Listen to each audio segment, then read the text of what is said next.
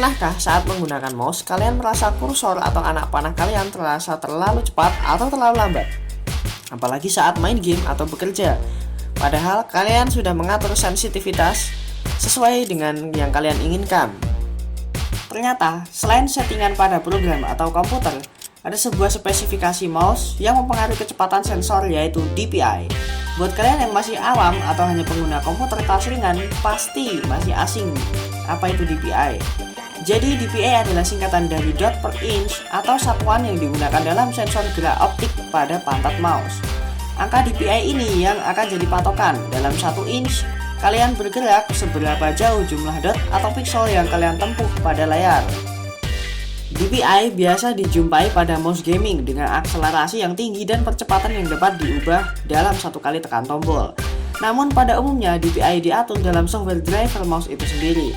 Kalian juga bisa temukan tombol yang paling umum untuk akselerasi DPI, yaitu di atas scroll mouse, dan ada 2 tombol up and down, dan ada pula yang cuma 1 tombol. Nah, terus gimana dengan mouse biasa? Ini adalah penyakit orang kalau beli mouse. Ada beberapa mouse yang biasanya memang ukuran angka DPI-nya besar dan ada pula yang rendah. Namun mereka tidak memperhatikan tulisan atau spesifikasi mouse pada wadah atau rincian produknya.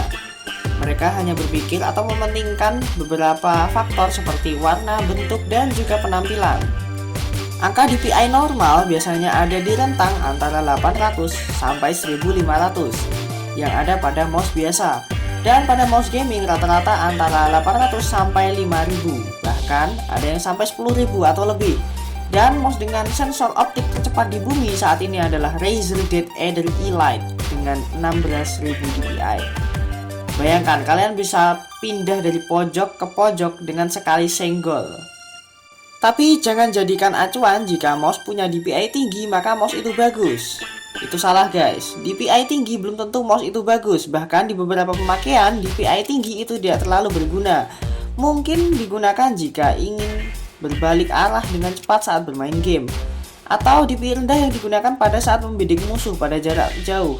Di beberapa pekerjaan DPI tinggi tidak terlalu berarti. Jadi jika kalian memilih mouse, pilihlah yang sesuai dengan fungsi mouse itu. Apakah digunakan untuk gaming, apakah digunakan untuk office, apakah digunakan untuk editing dan desain, atau apakah hanya untuk digunakan untuk browsing. Aku sendiri melakukan semua kegiatan yang aku sebutkan di atas tadi. Jadi aku pilih mouse gaming yang bisa diatur-atur sendiri sesuai kebutuhan.